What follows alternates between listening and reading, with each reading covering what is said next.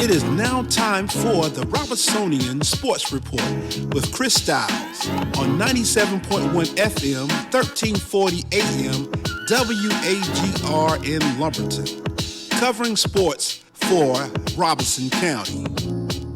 Now here's your host, Chris Stiles.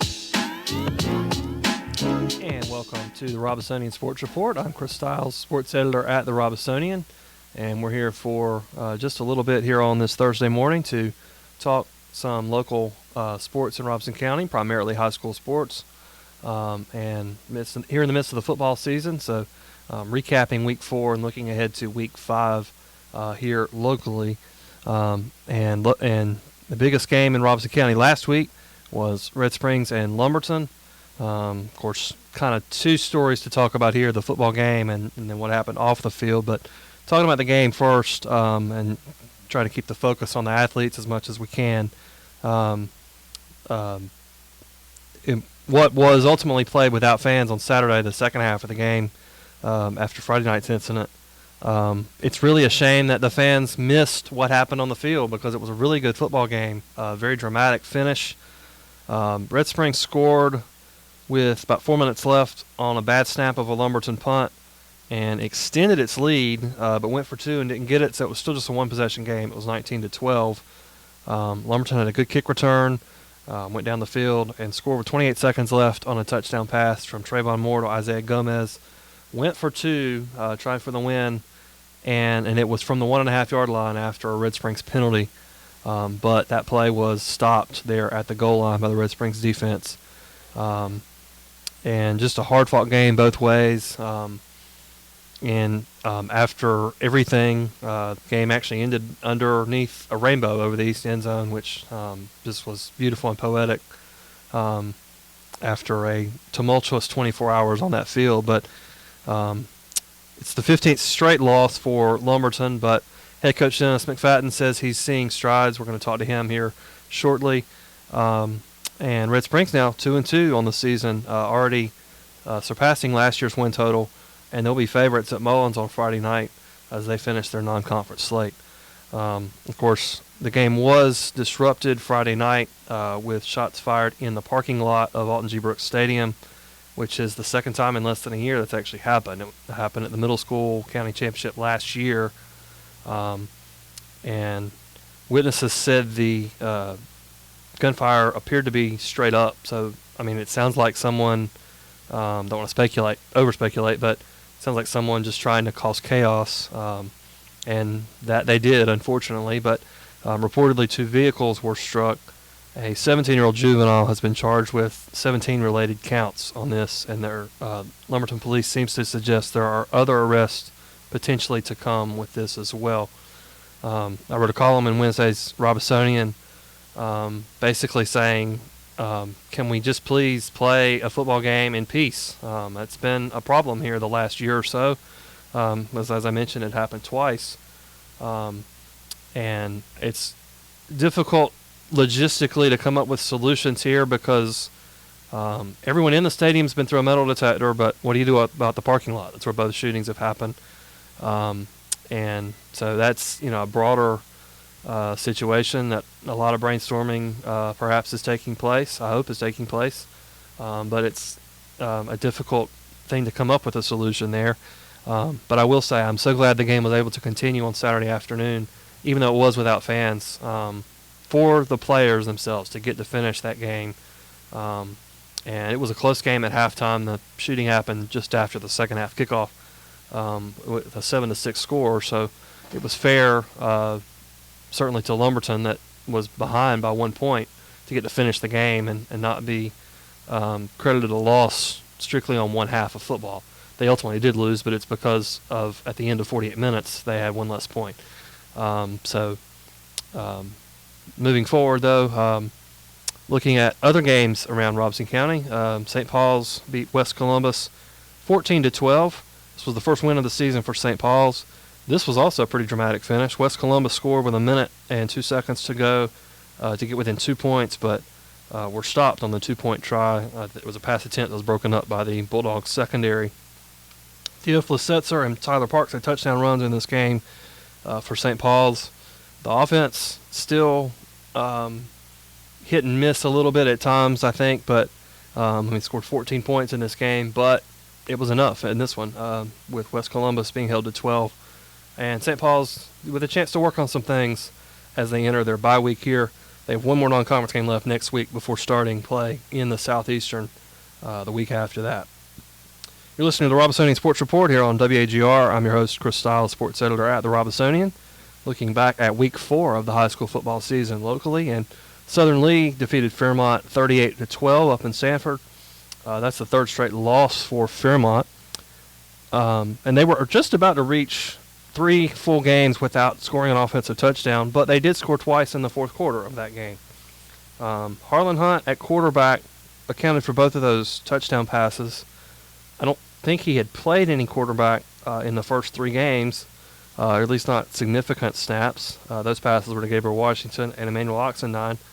But Coach Jeremy Carthen thinking maybe he found something with Harlan Hunt late in that game, and wondering can the offense turn the corner as they head into this week a long road trip to Martin County, and then after that eventually conference play. Purnell Sweat had a bye week last week, and Coach Josh Deese called it, these are his words, a mental week because of all the heat and everything, and having trouble getting on the practice field. They did a lot of weight room work. They did a lot of watching film, and kind of just a chance to reset, for lack of a better word, as they're getting set to go into conference play. And they're 3-0, and they're going to be facing another 3-0 team Friday night against Grace Creek. We'll talk about that a little bit later on in the show when we look ahead to next week. At the college ranks locally, West Virginia State last Thursday defeated UNCP 37-35. Great back and forth game. West Virginia State made the plays in the fourth quarter. Actually took a 9-point lead before UNCP scored a late touchdown there. On the positive end for the Braves was a much more balanced offensive production after they really had struggled to establish the run the week before against Fayetteville State. But that was much more balanced at West Virginia State and did score 35 points. Just came up short ultimately on the scoreboard. And you can read about all those games from last week, as well as previews for this coming week, which we're going to talk about in here in a little bit as well. But you can read all that at Robesonian.com. Just getting started here on the Robesonian Sports Report. After the break, we'll have Lumberton head coach Dennis McFatten joining us over the phone. You're listening to the Robesonian Sports Report here on WAGR.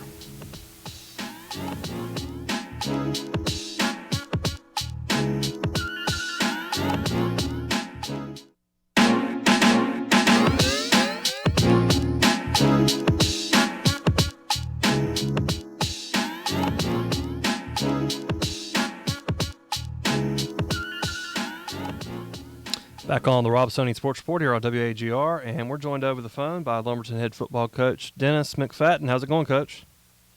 Going great. How about yourself? Pretty good. Your first season at the helm at Lumberton, so it's off to an 0-3 start, but nonetheless, I know you've seen flashes of some very good things from the team as you guys are looking to rebuild. So how would you assess the season so far?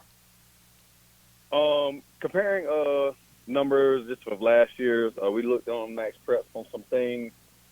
Season totals for last year, it was a total of about 700 yards of offense that we've seen. This year we're already at 500 yards on the season with the 3 games. So we've seen the improvement on the offensive side of the ball.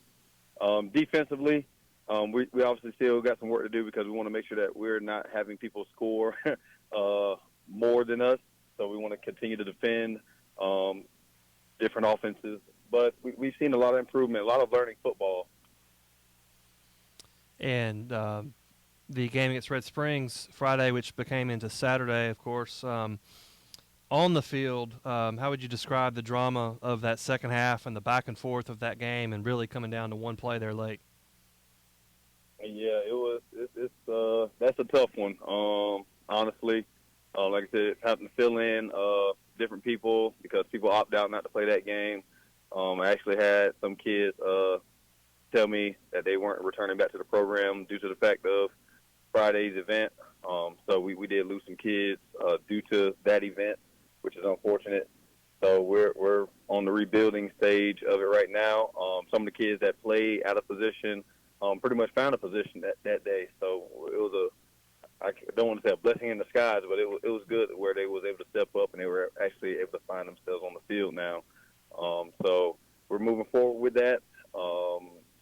It's definitely good to see other kids being able to be on the field in different positions. It just hurts us that some of the kids we won't see anymore on the field due to that situation Friday night. But we're still growing and building, and it has definitely drawn us closer together as a team. Yeah, and don't want to overdwell on it, but the incident Friday night, what kind of did you see and experience in that moment as that was going on? It was definitely, like I said, unforeseen. We were just talking about how, we just got a second half kickoff return with the momentum of crossing the 50-yard line and had a great halftime adjustment going into the second half, and with that happening, kids having to hold kids back in the locker room because they're wanting to know if their family is okay and things in that nature. But we're just definitely just trying to play football, and to have something like that happen, it was crazy. The sports, heck, school should be a safe haven for kids, and for us not to be able to just come out and play a Friday night game without any interruptions such as that, it has definitely gotten crazy. It's hard to definitely explain and to put into words, but kids come out here to play football, to go to school, to feel safe, and obviously parents, they give us the responsibility of watching over their kids, and for something like that to happen, I can't fault a parent for going ahead and pulling their kid from a program or telling them that they couldn't play the next day because it's too soon. So it was a lot of mixed emotions Friday and Saturday going to the weekend. So we just hoping that obviously the administration and the police department they responded very quickly in getting things handled. But you just never know when something like that could happen, and you pray that it doesn't happen on school campus. So we're definitely trying to move past it and move forward with it. Like I said, it definitely brought us together as a family because we know that we have each other's back. Seeing just the aftermath of, you're talking about over 1,000 people look like flooding out of the stadiums all which way, trying to protect our kids because they are our responsibility, but then yet bringing in the opponents as well inside the field house. Because again, it takes a village. It's not just Lumberton. It's the whole student athlete population, bringing the cheerleaders inside. We're just out here trying to protect the kids, and it's heartbreaking that somebody will come on campus and do something in that nature. Yep. Yeah, and I was told 1,025 tickets were sold. It said in accounting for the football teams, the bands, the cheerleaders, Wow. administrators, etc. Probably talking about 1,500 people in the stadium when that was going on. Wow. So, and I was aware of this being kept in the loop Friday night into Saturday morning, but to the listeners that don't really know what was going on, how do you describe kind of the ongoing discussions that were going on as to whether or not to continue the game and so forth? So, I was told after the game that it wasn't going to be continued just because the conference was coming up. So I pretty much told the team at that point everything is off. We had a game invite Methodist versus Guilford College that we were going to take our JV team to. They were invited to go there that Saturday. I was actually going to drive the bus. So after that incident happened, that's what we were kind of preparing for. But then late that evening, probably like 11:30, 12 o'clock, discussions were talking about, having to finish the game because I guess it was deemed at some point as a no contest, and some individuals didn't want it to be deemed no contest, and saying that we had to play and finish the game. At that time, honestly, I really didn't care if it was a no contest or a loss. But if we're looking to play the game, I had to reach out to my coaching staff and the players and just letting them know, hey, if they don't feel comfortable coming or showing up, I fully understand. Like I said, a lot of the parents didn't feel like it was enough time for them to be back on the field. So I would say around 12:31 o'clock in the morning, discussions were still going on, all the way up until 6:30, 7:30 o'clock in the morning. So it was definitely a short period of time of sleep. There were discussions about us playing Saturday at 1, and I pretty much refused that just because of the fact of the quick turnaround. Yeah. It was already a quick turnaround trying to play at 4, let alone at 1 o'clock. So it was finally agreed upon that we was able to play at 4 o'clock. I was able to get the kids up there, the ones that wanted to finish the game and were allowed to play the game. We went out there with I would say about 75-80% of our team, and went out there and finished the ball game. And I was proud of them, regardless of the outcome. Being able to just bounce back from adversity of the first 4, I would just say the first 4 weeks of adversity, to finish a ball game. And yes, it came down to one play, and I knew I was going to go for 2, regardless. Yeah. We weren't going to kick a field goal. I was going to go for the win. Honestly, I was ready. Not saying I was ready for that game to be over with, but it should have been completed that Friday night, and we're going to go for the win. I didn't want it to put it in a tie and extend it. It was the choice of, hey, if we're going to drive down here, we're going for 2 to win the ball game, Yeah. and it was going to be decided off that one play. So that was definitely my call to do that, to where, hey, let's end this game, win or lose, let's go for it. So that was obviously, hey, a yard and a half, stopping us from winning a game. But I do say that, hey, with them playing that hard, with the events that happened before that, I can't ask for much more than what they displayed. Yep.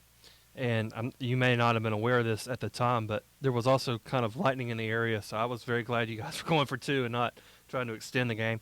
But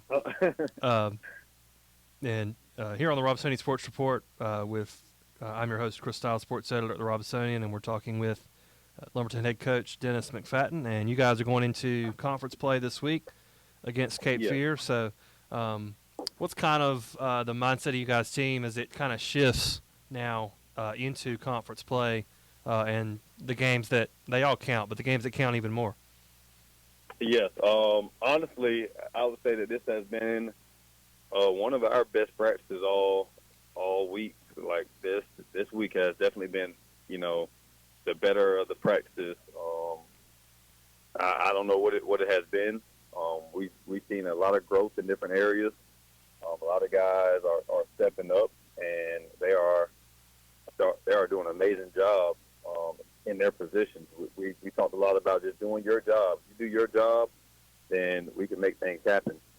And that's what they've been stepping up and doing their job, trusting the process in full. Because, again, once we compare the numbers of the first 3 games to the total numbers of last year, they actually was able to see, there is growth. There is things that are changing. They just got to continue to trust and believe it. It's not the X's and O's. We just got to make sure that we're doing it with the Jimmys and the Jills that we have. So I'm very excited for this Friday. I'm very excited for this Thursday as well, because our JV team is actually doing very well, 3-1 right now, going into conference play. And we're looking to go ahead and get this first win on Friday night for varsity. And it's a 2-quarterback system for Cape Fear, so how different is that to prepare for?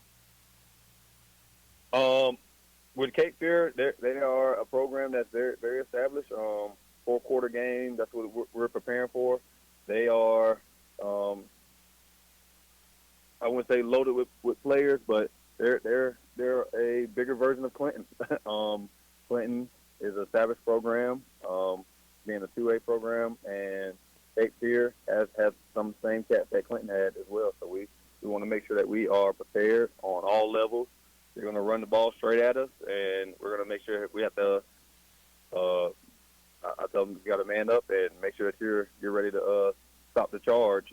And then on offense, we got to make sure that we are moving the ball and taking what the defense gives us, so we can make sure that we are on top at the end of the game. And this is your first head coaching gig, so now several months in, looking back to December, January when you were hired, what have been some of maybe the surprises, that things you didn't expect from being a head coach? Where do I start? But yeah, some of the surprises of obviously it's things that's very new. I've been coaching now for 10 years, and it's always going to be something new, something that it needs to be learned. Always trying to get better at. Just the first 4 weeks, first week of not having one day outside to practice and going out playing a game. The second week being a bye week, and the third week the heat index only letting us out for an hour from 7 to 8 o'clock. I'm definitely not trying to keep the coaches nor the players out there past 8 o'clock. So whenever we have a heat index, we have to hold off until 7. Yeah, that's a struggle. And then obviously last week, we get a full week of being able to be prepared, and we also had a hurricane hit. Yeah. So it's been a lot of challenges and adversity. But going into conference play, we were able to take all of that and learn from it, and our practices have been better, cleaner. We're learning how to practice, learning how to stay healthy. Obviously, I know it's going to be more challenges and adversities down the road, but like I tell my players, it's life itself. It doesn't get easier. We just got to get stronger, and that's how we're going to build on this program. It's not going to be easier as the games go on, as the season goes on. We got to get stronger and get better. Yep, and program in the midst of a long losing streak at the moment. With teenagers, how do you kind of keep them positive and looking ahead in the midst of that? Honestly, they've been the positivity on the team. They have been, obviously I can keep it positive as always. Everybody, texting me and calling, saying that they're checking in, making sure that I'm keeping my head up on things. I myself is a positive person.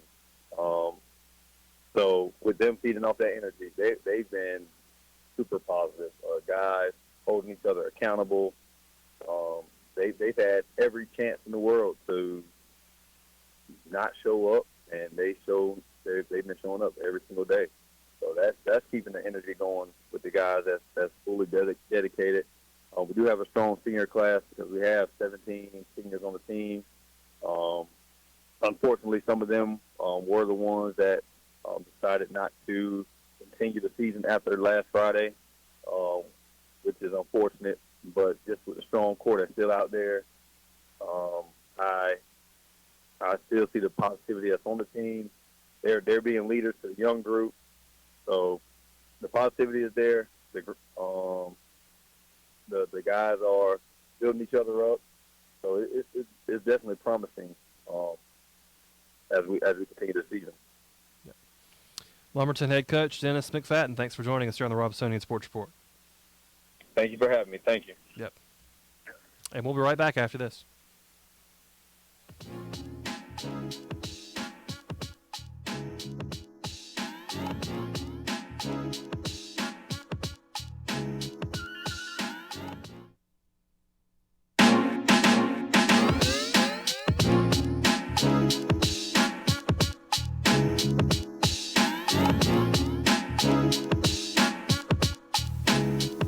Back here on the Robesonian Sports Report on WAGR, and as we do here in the last segment of the show each week, looking ahead to Week 5, the current week of high school football in Robeson County. And we haven't really said the phrase I'm about to say too often in recent years, but the biggest game of the week in Robeson County relates to Purnell Sweat. They're off to a great 3-0 start, wins over Seaforth, Fairmont, and Red Springs, and now they head into United 8 conference play. And they're facing another 3-0 team in Grace Creek. That game is Friday night in Pembroke. Two very similar teams. They're both run-heavy teams, both strong defensive teams. As I mentioned, both 3-0. They're both coming off a bye week, both playing their conference opener. Schematically, they are a little bit different. Purnell Sweat, pretty ground and pound, kind of traditional offense. Grace Creek runs the wing T offense, which, of course, is also a very run-heavy scheme, but looks a little bit different. Javon Webb, Alfonso Myers, and Zeke Reed, all very strong running backs for the Bears. And quarterback Tyler Davis has been running the ball well as well for them. And, of course, Grace Creek is also coached by former Purnell Sweat coach John Sherman. That's a storyline going into this one as well. Grace Creek doesn't throw the ball hardly at all. Purnell Sweat does have somebody that can throw the ball with Raymond Cummings at quarterback. And Coach Josh Deese, as I talked to him for a preview story this week, kind of wondered aloud, might that be an X factor in this game, something that can make the difference if Raymond could have a really good game at quarterback for the Rams. I will note that Purnell Sweat is seeking its first 4-0 start since 2009 when they started 7-0. And the series history here, Grace Creek has won both meetings the last 2 seasons. Surprising they had not met before then, but Grace Creek winning the last 2 years. Last year was a close game, though. So that'll be a big one in Pembroke on Friday night at Big Mo's Stadium. Elsewhere, Lumberton's at Cape Fear, conference opener for both United 8 squads in this one as well. They've met 10 times as conference opponents. Cape Fear's won 7 of those. The overall series a lot closer, 18-17 in favor of the Colts. Cape Fear's coming off their first loss of the season last week, 28-21 loss at Laney. Did have impressive wins within Fayetteville over Pine Forest and Terry Sanford the first 2 weeks, both pretty convincing wins. They're running a 2-quarterback system with Bryce McKenzie and Geronimo Sanchez. McKenzie, the more experienced guy, but they're both getting quite a lot of reps at the quarterback position.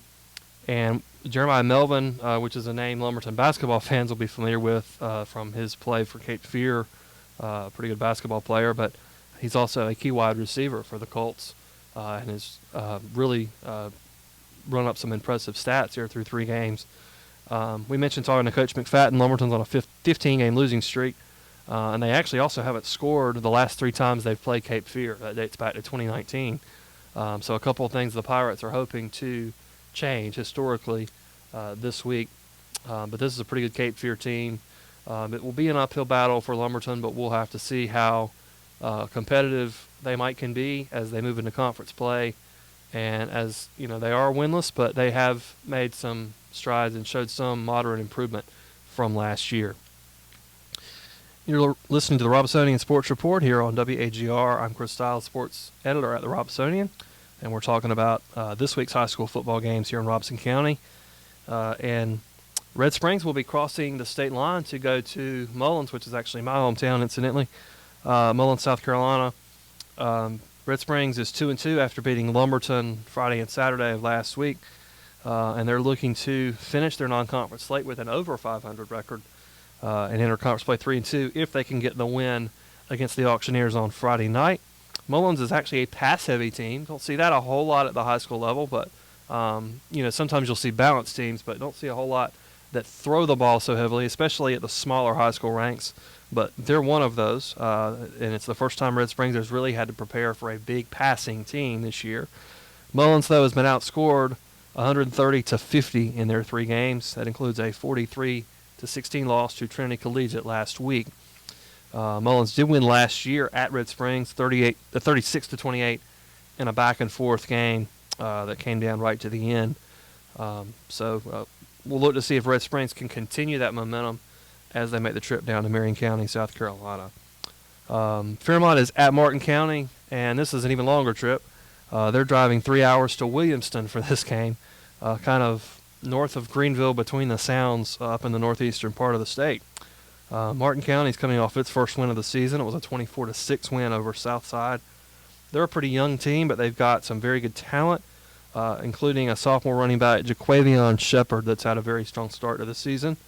How the Fairmont offense responds after struggling for the last 3 weeks, but showing some things in the fourth quarter against Southern Lee last week with a couple of touchdowns.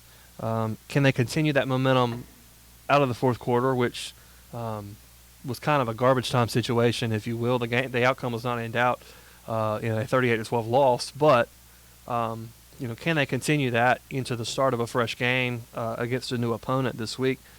And always also curious to see how high school kids deal with the long trip on a bus, and this is a long one, 3 hours or so from Fairmont up to Williamson. So some interesting factors in this game for Fairmont.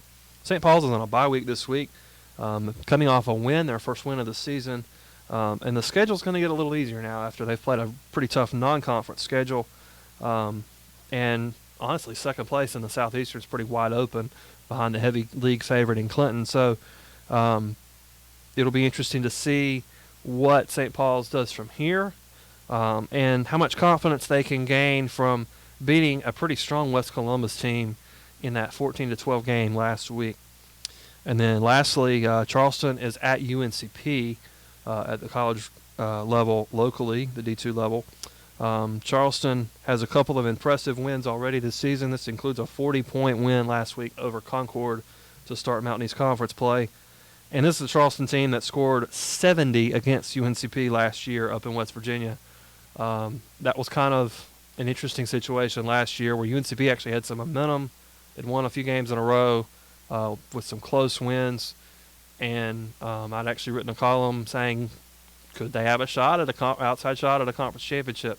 And then they went up to Charleston and lost 70-21. So pretty definitively answered that question, unfortunately for the Braves. But they're looking to, as I mentioned earlier, continue that offensive balance they showed UNCP is in week 2 against West Virginia State. A much more balanced run and pass back and forth compared to what they had in week 1. And they're hoping the defense plays a lot more like week 1 than it did last week at West Virginia State. Week 1, it was very strong against a good Fayetteville State team in that win. And you can read about all this on Robesonian.com and in the print edition of the Robesonian as well. Preview story for this week's high school games. A UNCP preview is to come as well. A picks column, game stories from last week. Had my column on the shooting incident from Lumberton Red Springs as well, titled Can We Play a Football Game in Peace? And all your other high school sports in Robeson County as well. So that'll do it for us here on the Robesonian Sports Report for this week here on WAGR. For Paul Matthews behind the scenes, I'm Chris Stiles, sports editor at the Robesonian. Thanks for joining us here on WAGR.